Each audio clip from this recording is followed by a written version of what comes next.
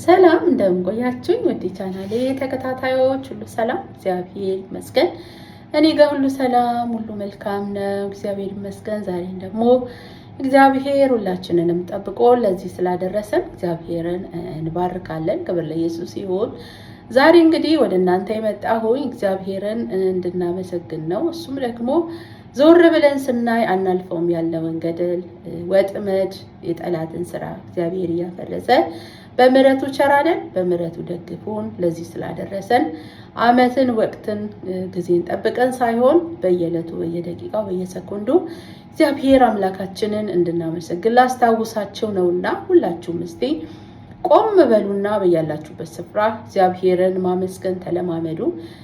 ምክንያቱም የሀገር ባንዲራ ሲሰቀልና ሲወርድ እንኳን ሰው ስራውን ትቶ ቆም ብሎ ዘምሮ ይሄዳል ማለት ነው። እኛ ግን ሕይወትን የሰጠን እንድንተነፍስ ያደረገንን እግዚአብሔርን በማመስገን ሁሌ ከእግዚአብሔር ጋር በመስማማት ሁሌ ከእግዚአብሔር ጋር በመጣበቅ ለእግዚአብሔር ክብርን መስጠት አለብን ማለት ነው። እኔና እናንተ እግዚአብሔር አምላካችን ነው ለኛም በራልን ይላል የእግዚአብሔር ቃል ሲናገር። ሃሌሉያ።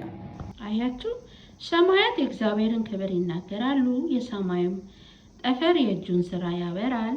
ቀን ለቀን ነገርን ታወጣለች፣ ሌሊትም ለሌሊት እውቀትን ትናገራለች። ነገር ግን መናገር የለም፣ ድምጻቸውም አይሰማም። ድምጻቸውም ወደ ምድር ሁሉ ቃላቸውም እስከ ዓለም ዳርቻ ወጣ። በእነሱም ውስጥ የፀሐይን ድንኳን አደረገ። እነሱም እንደ ሙሽራ ከእልፍኝ ይወጣሉ፣ እንደ አርበኛ በመንገዱም ለመሮጥ ደስ ይለዋል ይላል። አያችሁ፣ ቁጥር 1 ላይ ሰማያት እግዚአብሔርን ክብር ምን ይላሉ? ይናገራሉ፣ የሰማዩን ጠፈር የእጁን ስራ ያወራሉ ይላል። እግዚአብሔር ይመስገን። እኛ እንግዲህ የእጁ ስራዎች ነን። አያችሁ፣ እግዚአብሔር እኛን ነው የሰራን በአምሳሉ ማለት ነው። እኛ ደግሞ በአምሳሉ ተፈጥረናልና ልናመሰግነው፣ ልናወዳድሰው፣ እግዚአብሔርን ልናከብረው ይገባል ማለት ነው። እንግዲህ ወገኖቼ እግዚአብሔር ይመስገን። መዝሙረ ዳዊት በቅንፍ 20 ላይ የእግዚአብሔር ቃል በመከራ ቀን እግዚአብሔር ይስማ፣ ያዕቆብ አምላክ ስም ያቁምህ፣ ከመቅደሱ ረድኤትን ይላክልህ፣ ከጽዮንም ያጥናህ፣ ቁርባንን ሁሉ ያስብልህ፣ የሚቃጠል መስዋዕትንም ያለምልምልህ፣ እንደ ልብህ ይስጥ፣ ፈቃዱንም ሁሉ ይፈጽምልህ ይላል። እግዚአብሔር ይመስገን። ሁላችሁም ተባረኩ በዚህ ቃል በእውነት በጌታ በኢየሱስ ስም። በመከራችሁ ቀን እግዚአብሔር ይስማችሁ። አሜን አሜን በሉ። ያዕቆብ አምላክ ስም ያቆማችሁ። አሜን በሉ። አሜን። ከመቅደሱም ረድኤትን ይላክላችሁ። አሜን አሜን። ከጽዮንም ያጥናችሁ። አሜን። ቁርባናችሁን ሁሉ ያስብላችሁ። አሜን። የሚቃጠል መስዋዕታችሁን ያለምልምላችሁ። አሜን። ፈቃዳችሁን ሁሉ ይፈጽምላችሁ። አሜን።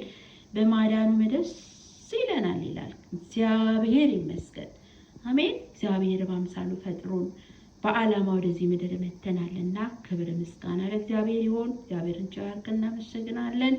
ለዛሬ እንግዲህ ይዤላችሁ የቀረብኩት ዝግጅት ይህንን ይመስላል። በጌታ በኢየሱስ ስም ተባረኩ። እግዚአብሔር ፈቅዶ ብንኖር በሌላ ጊዜ ደግሞ እንገናኛለን። ሻሎም